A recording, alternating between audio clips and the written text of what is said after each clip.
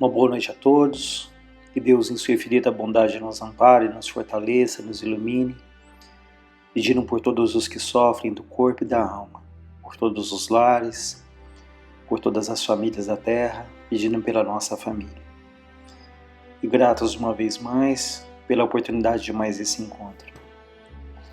Nós hoje vamos dar continuidade ao tema da semana passada, que é do livro de Valdo Franco Responde, volume 1, sobre os anjos da guarda ou espíritos protetores. Então nós selecionamos mais algumas perguntas que foram feitas aí ao Divaldo. Pergunta 7, por exemplo. O espírito protetor pode atuar para atender um pedido nosso, como soprar os 6 números da Mega Sena acumulada? Ou então, por exemplo, para arrumar casamento?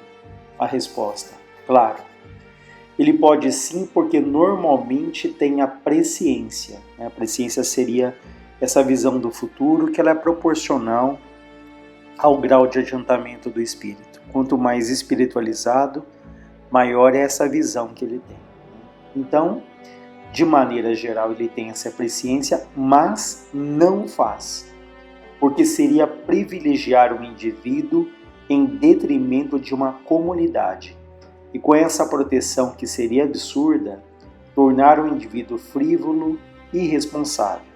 Então os espíritos não fazem isso, né? Eles não vão passar o número da Mega Sena, não vão arranjar ali um casamento, porque não é essa a tarefa deles, isso não seria positivo para o nosso crescimento.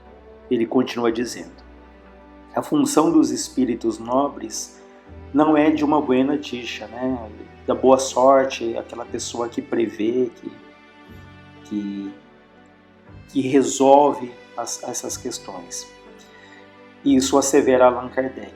Nem se encarrega de procurar empregos, enunciar números de sorte ou proporcionar casamentos.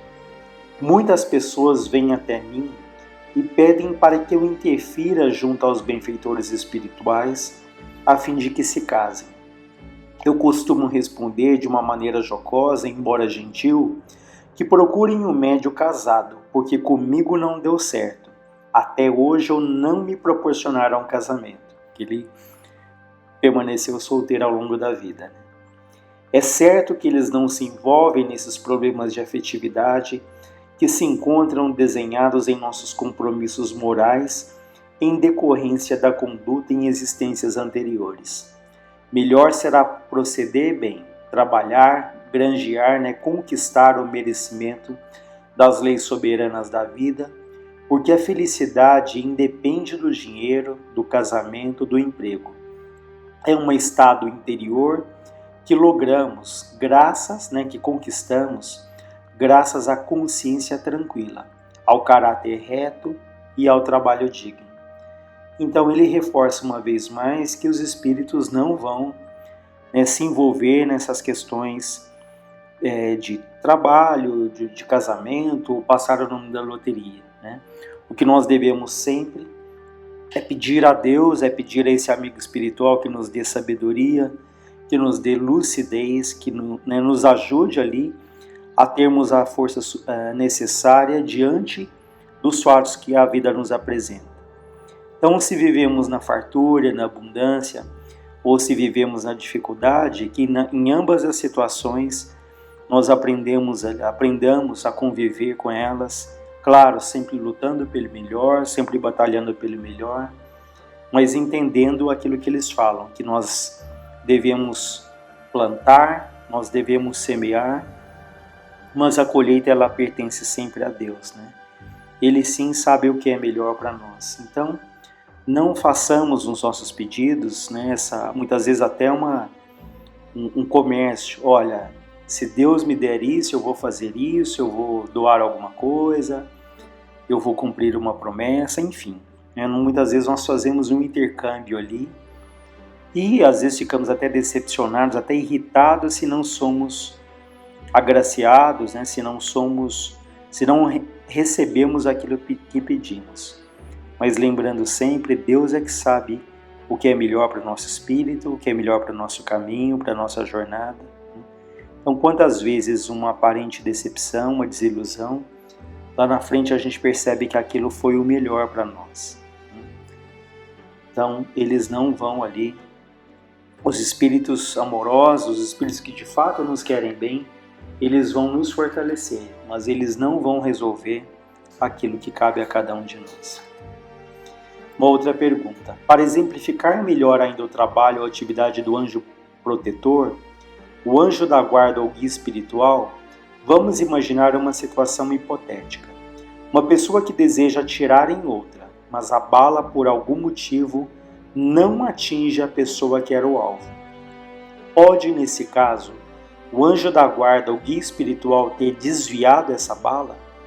E a criança que caiu da janela e ficou pendurada pela fralda, pode ser ação de um espírito protetor? Perguntas bem interessantes, né? A resposta: cada caso é um caso.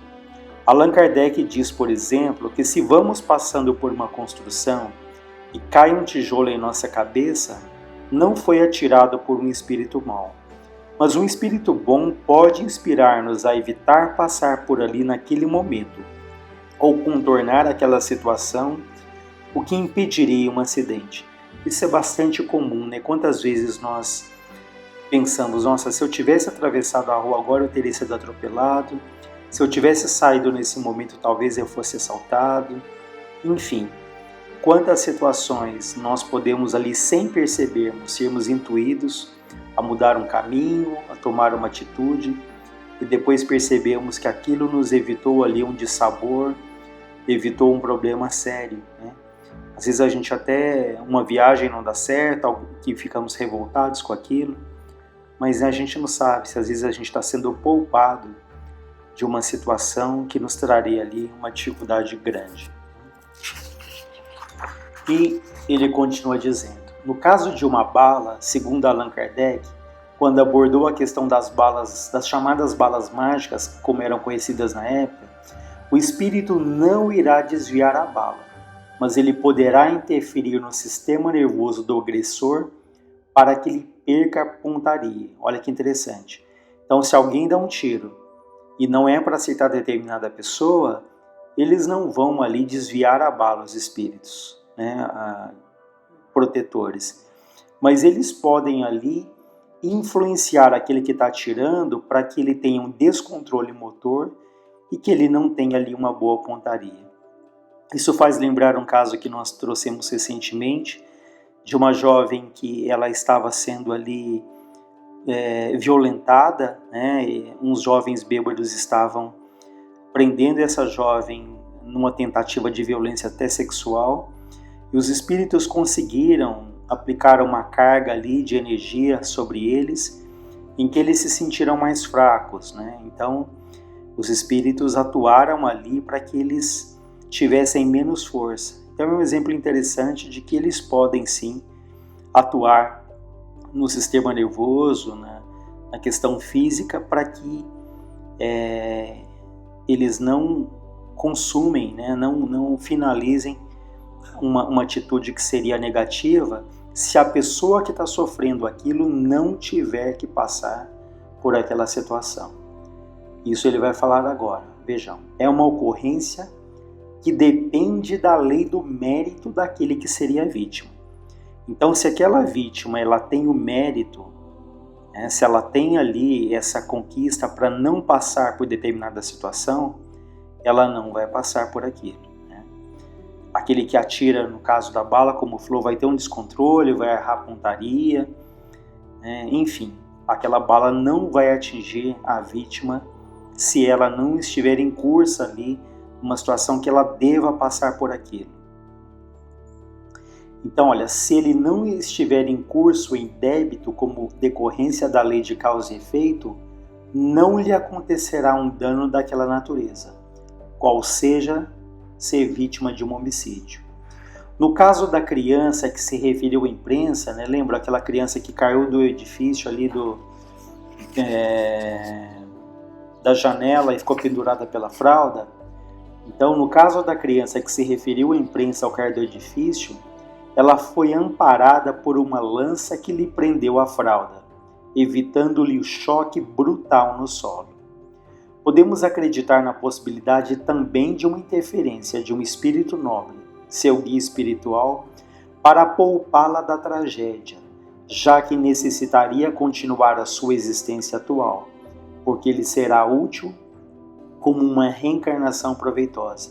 Então, no caso dessa criança que cai ali, despenca ali do apartamento e fica preso numa lança, né, que graças a Deus ela não vem ali a sofrer um choque brutal que poderia levar até a morte, ela não estava previsto ela passar, né, por essa situação de ter o choque ou até um eventual desencarne. Aqui muitas vezes até uma prova maior para os pais, né? Imaginam-lhe o susto e depois a gratidão que muitas vezes acompanha depois dessas situações, a gratidão a Deus, a gratidão à vida, pelo filho ter sido sobrevivido e não ter acontecido ali uma situação que seria bastante grave. Uma outra pergunta, pergunta 9. Se o protegido é rebelde, o espírito protetor pode abandoná-lo? Nunca. O bom mestre não abandona o aluno recalcitrante, né, que reincide ali no erro, mas antes procura mudar de metodologia a fim de conquistá-lo. Qualquer educador sabe que existem vários recursos para atingir a finalidade que busca. Tanto pode usar o método direto como utilizar de sutilezas. Então, no caso de um espírito nobre que acompanha o indivíduo irrefletido, que é frívolo, que é rebelde, ele continua ajudando-o, naturalmente lamentando as ocorrências infelizes, qual sucede com o educador da infância que, vendo o menino traquinas ou a menina rebelde, sabe que essa conduta é transitória. Chegará o seu momento de amadurecimento psicológico. Desse modo, o bom espírito nunca abandona o seu protegido, mesmo quando, por acaso, ele se afasta da sua companhia. Então vejam, ele não nos abandona, mas nós que abandonamos o espírito protetor. Então há situações em que eles estão ali do lado, olhando por nós, mas eles deixam que nós sejamos responsáveis pelas nossas atitudes quando nós permanecemos ali endurecidos em relação à ajuda, assistência, às intuições que eles nos fornecem. O Espírito Emmanuel, através do venerando apóstolo Chico Xavier, tem uma imagem muito curiosa informando que o Espírito Protetor pode ser comparado a um guarda-sol ou a um guarda-chuva. Se o indivíduo deixa essa proteção de lado, o instrumento não corre atrás dele, permanecendo onde foi deixado, até que desperte para a realidade e retorne em busca da cobertura acolhedora da sua proteção. Vejam que exemplo interessante, né? Que eles, como se tivéssemos à nossa disposição um guarda-sol ou um guarda-chuva. Se chove torrencialmente ali e nós saímos do guarda-chuva, ele não vai correr atrás de nós, né? Agora, se nós quisermos usufruir dessa proteção do guarda-chuva, nós vamos ao encontro dele, vamos ficar ali debaixo do guarda-chuva ou do guarda-sol, num sol muito quente. Da mesma maneira, esses espíritos amorosos, eles estão ali ao nosso lado, eles estão prontos para nos ajudar, mas nós temos que buscar ali essa ajuda, aceitar essa ajuda, ou seja, temos que ficar ali debaixo, buscar o guarda-chuva ou buscar o guarda-sol.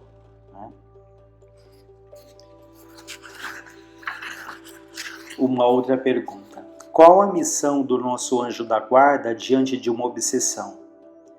A resposta é a missão de um educador. Ele fica ao lado, procura que a nossa mente abra espaço para que ele nos inspire, sendo amigo cuidadoso, nunca, porém, é o fiscal que nos guarda. Então ele não é um fiscal, mas ele é um amigo cuidadoso. Às vezes desejamos que o nosso guia espiritual faça a nossa tarefa, o que não é possível, pois que a sua missão é esclarecer-nos e auxiliar-nos a resgatar os nossos erros. O que podemos fazer para tê-lo mais perto? Sintonizar com seu pensamento, porque ele está sempre em sintonia conosco. Certo dia contou-me Chico Xavier sua experiência pessoal. Ele estava passando por um grave problema moral e então perguntou a Emmanuel: "O senhor não diz nada?" E o nobre mentor respondeu-lhe interrogando: "Como?" Chico disse: "O meu problema." O benfeitor sereno esclareceu: "Mas eu já venho dizendo-lhe como se comportar há muito tempo." E diz a Chico: "Chico, havia um homem que era muito querido, e aquele que o protegia deu-lhe um chapéu de chuva. Depois ofereceu-lhe uma capa de chuva, mais tarde doou-lhe uma bota de borracha para a chuva. Por fim, deu-lhe um guarda-chuva." Então veja, uma pessoa ali que o protetor dá para ela um chapéu de chuva, uma capa de chuva, uma bota de chuva, depois um guarda-chuva. O que ele queria dizer para ela? Vai chover, né? É claro que ele estava lhe dizendo que ia chover. Quando veio a chuva, o homem gritou: "O que faço?" E o amigo respondeu: "Use tudo o que eu lhe dei." E o Emmanuel diz para o Chico: "Eu venho escrevendo por seu intermédio há muito tempo, avisando-o a respeito de acontecimentos desastrosos. Agora que chegou um deles, use tudo quanto lhe ofereci. Ou você deseja que eu lhe tire a provação? Se eu fizesse, como é que você iria evoluir?" Vejam que exemplo tão interessante, né? Que quantas vezes durante a vida nós recebemos ali os livros, o conhecimento da doutrina, o apoio da família, dos amigos, enfim, tantas ferramentas, tantos recursos que a vida nos oferece, e nos momentos mais difíceis, é hora o quê? Nós perguntamos: o que eu vou fazer? E Deus nos falaria: use tudo aquilo que eu lhe dei. É um exemplo bem interessante que Deus, que a vida nos concede os recursos, as ferramentas, mas nós é que temos que usar todo esse amparo, toda essa assistência, né? Também oportunamente, o Divaldo diz: quando eu experimentei muitos desafios, eu disse a Joana de Ângeles: "A senhora escreve a todo mundo por meu intermédio, dá conselhos comovedores, e no entanto eu estou sofrendo e a senhora não diz nada? Quem já viu algo assim?" Ela sorriu melancólica e respondeu, me perguntando: "Meu filho, nunca lhe disse nada?" Ao que respondi: "Não, senhora. Depois de tantos anos de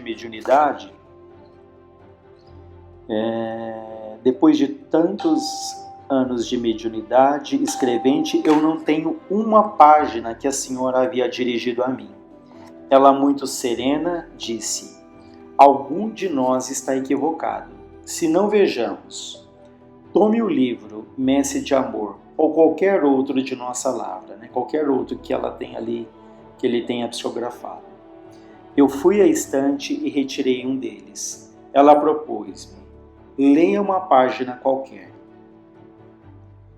E eu li. "Tu fazes, tu sabes, tu necessitas", dizia no livro. No silêncio natural que se fez, ela esclareceu com doçura: "Vê o pronome que uso, tu.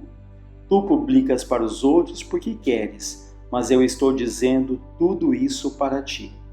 E remontou Allan Kardec quando esclarece que os médiuns devem aceitar primeiro para si as mensagens que são objetos antes de que para os outros. Nunca mais me deixei enganar nessa questão.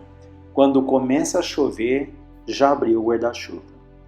Então, estamos diante exatamente da ajuda do anjo da guarda, que não tem a tarefa de diminuirmos ou impedirmos as dores abençoadas que nos ajudam no processo da evolução. Um amigo que é excelente médium disse-me: "Divaldo, quando eu estou com problemas, eu não peço a ajuda aos guias espirituais, porque eles adoram que a gente sofra." Então aqui tá risos entre parênteses, naturalmente era uma brincadeira, né? Porque na verdade eles querem o nosso aprendizado, eles querem o nosso crescimento.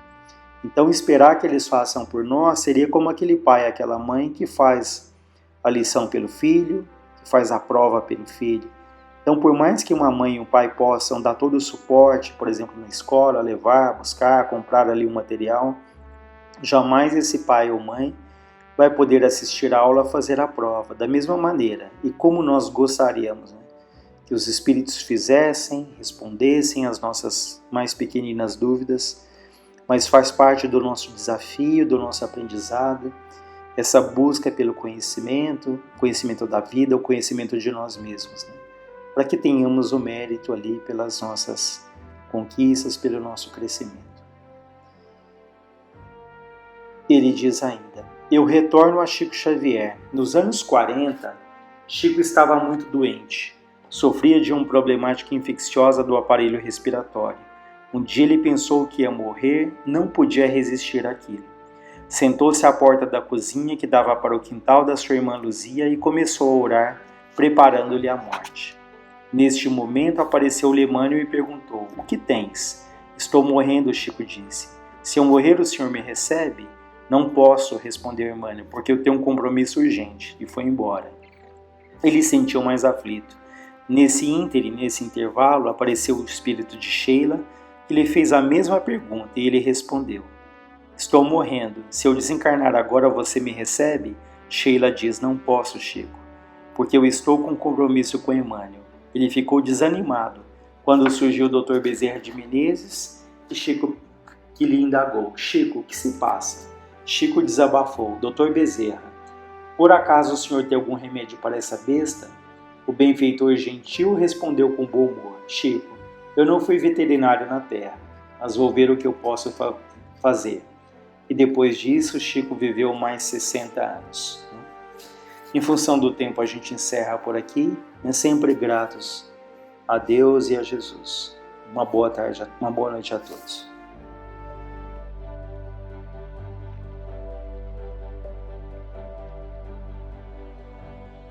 Boa noite a todos. Dando continuidade ao nosso estudo, ainda vamos estender um pouco mais sobre a questão de mediunidade e obsessão. São questões que trazem muitas dúvidas, muita insegurança diante da mediunidade àqueles que estão exercendo a faculdade de início e principalmente nós em desenvolvimento, que podemos passar a nossa existência física e sempre estaremos aprendendo através dessa faculdade específica, orientadora, disciplinada, maravilhosa, uma bênção divina que faz com que a gente tenha como um veículo mais rápido para o nosso aprimoramento, né? Nós pegamos 3 livros que vão fazer esta associação, a mediunidade e a obsessão, que praticamente a mediunidade, quando ela está imperfeita, ela está fundamentada no desconhecimento de suas faculdades, né, de seu desenvolvimento da sua faculdade e do esclarecimento do médium para agir de forma consciente e responsável diante dela. Então, nós podemos citar um texto que vai ser falado apenas assim, rapidamente, sobre essas questões, porque esses textos estarão à disposição no site para quem tiver a curiosidade, né, ou a complementação do estudo em sua leitura. Então terão os textos. Então nós vamos ver no livro Seara dos Médiuns, no capítulo 42, em que Emmanuel, através das mãos do Chico Xavier, psicografa um texto chamado Mediunidade e Imperfeição. Mas antes disso, uma reunião foi feita, uma reunião pública, né, no dia 10 de junho de 1960, e foi pego o livro dos médiuns lá, junto com o Chico, a questão número 220, nos subitens 12º, 13º e 14º, em que nós não faremos a leitura, mas nós vamos pegar os itens principais, ao qual foram base para o desenvolvimento do trabalho, da reunião em que o Chico participava, e a complementação de instrução do Emmanuel através das mãos dele. No item 12º, da questão 220 do Livro dos Médiuns, o Kardec ele vai dizer assim, para que fim, com que objetivo vem a faculdade mediúnica para as pessoas, né? E o espírito de verdade responde: é uma missão, né? E que vai ser a interpretação dos pensamentos dos espíritos para com os encarnados, que vai trazer principalmente uma missão de responsabilidade de trabalho fraterno, né? No 13º, o Kardec diz assim, que tem algumas pessoas que, mesmo sabendo dos objetivos da mediunidade, elas não querem a mediunidade. Então, por que permitem que a mediunidade seja dada àquelas que não querem a mediunidade? Então, o espírito de verdade responde que são médiuns imperfeitos, porque eles desconhecem, no fundo, o valor da bênção que eles estão recebendo, que estão concedendo de Deus para com eles. E no 14º,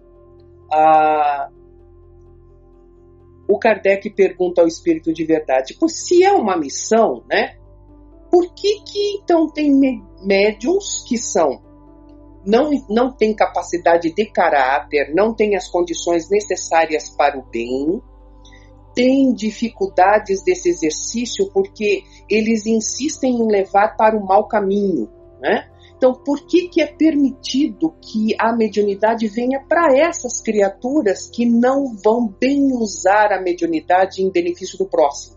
E o espírito de verdade usa de uma similaridade de expressão que Jesus também usou, né? Que o Jesus não pregava para as pessoas sãs, né? Eu não vim para os sãos, eu vim para os doentes. Então ele diz: essa faculdade, ela é concedida para que todos possam melhorar-se. Então não é o caráter que identifica a possibilidade e a bênção da mediunidade, o caráter do médium, mas a oportunidade que ele recebe para poder beneficiar-se do conhecimento e do exercício da faculdade para expressar-se de forma mais benevolente, menos egoísta, que ele possa repensar e refletir sobre a vida, que ele possa ter expectativas de mudança íntima para o caminho correto nas leis divinas. Tá? Então, é essa a condição. E depois, o Emmanuel vai descrever de uma forma esplêndida sobre a mediunidade, em que nós não vamos fazer a leitura do texto. A leitura é maravilhosa, vocês, por favor, apreciem essa instrução desse espírito que de boa vontade exerceu sobre uma encarnação inteira através das mãos benevolentes do Chico, a oportunidade que a instrução que Chico já tinha pudesse se estender a todos nós. Tá? Então, ele diz que a mediunidade é uma bela oportunidade de crescimento, de aprendizado, que a gente não pode ver a mediunidade como uma prova que é imposta em busca de ressarcir dívidas do passado, ou então cultivar essa visão doentia, que em verdade a mediunidade é uma bênção. Ele está explicando aquilo que estava sendo lido no livro dos médiuns, né? Que é muito comum que a gente ouça a expressão "estou com problemas mediúnicos", é o que mais a gente se ouve em época de pandemia. Todos os médiuns estão com problemas mediúnicos, né? Mas a mediunidade não é o problema em si, é o médium, ele diz, né? Que a gente deve considerar que não existe problemas mediúnicos porque nós temos problemas morais e emocionais que são refletidos no exercício da mediunidade. Então é o caráter do médium que redireciona as dificuldades da faculdade mediúnica, tá? A mediunidade ela é uma força neutra, ela não é nem boa, ela não é nem má, e a sua aplicação sempre tem um objetivo moral que é inerente principalmente, em primeiro lugar, ao médium, depois aos outros. Existem problemas psicológicos propriamente ditos e não é mediúnico. Tá? Então, antes da faculdade mediúnica, a gente tem que repensar o que nós somos. Quando a faculdade ela vem ostensiva, ela está dando oportunidade para que a gente possa refletir aquilo que nós somos. E a partir daí, enxergar os problemas que nós ainda carregamos para poder corrigir. Um exemplo típico de problema mediúnico é a depressão. ele cita que é a depressão, né? Que muitas pessoas, elas são orientadas a desenvolver a mediunidade como solução da depressão. Você vai na casa espírita, a pessoa está depressiva, está com alguns caracteres depressivos, alguns sintomas da depressão, então ela é encaminhada para o exercício desta faculdade. Existem muitos médiuns portadores de depressão que eles assumem fervorosamente a tarefa mediúnica e nessa expectativa ele está achando que está corrigindo a depressão dele. E isso não é verdade, porque a depressão é uma característica da personalidade do médium e não da faculdade mediúnica. A faculdade mediúnica, ela vai proporcionar resultado nas pessoas que têm depressão leve, uma depressão moderada, porque ela regride até de uma forma fácil em tratamento de iniciativas espirituais, através do passe. Por quê?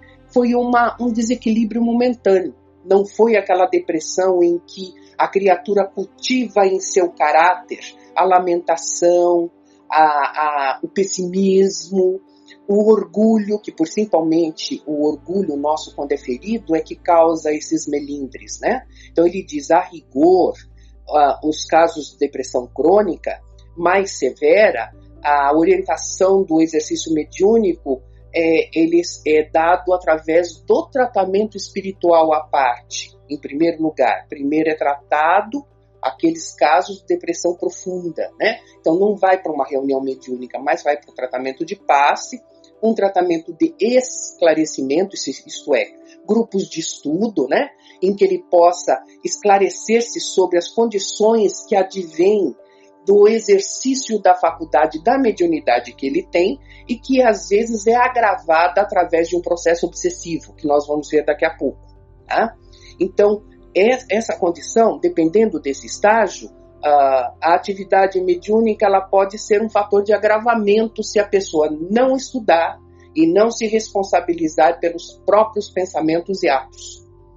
Aí ele tem, por isso que se pede que uma pessoa depressiva, além de grupo de estudo, do estudo do evangelho, do trabalho do passe, né, do tratamento do passe, da água fluidificada, ele também associe as condições do tratamento da psicologia, da psiquiatria, porque não somos isentos diante das questões das bênçãos divinas de nossas responsabilidades do nosso cuidado do corpo físico, porque aquele que se deprime profundamente, tem a depressão severa, ele já está apresentando sintomas do corpo físico, e esse corpo físico vai ser tratado com medicação do mundo, com a medicação dos médicos da terra, para que, associado à renovação emocional, a pessoa possa, então, estar bem orientada, bem tratada, a fim de superar as condições que ela mesma plantou, né? A gente sabe que todos nós é que plantamos as nossas dores, tá?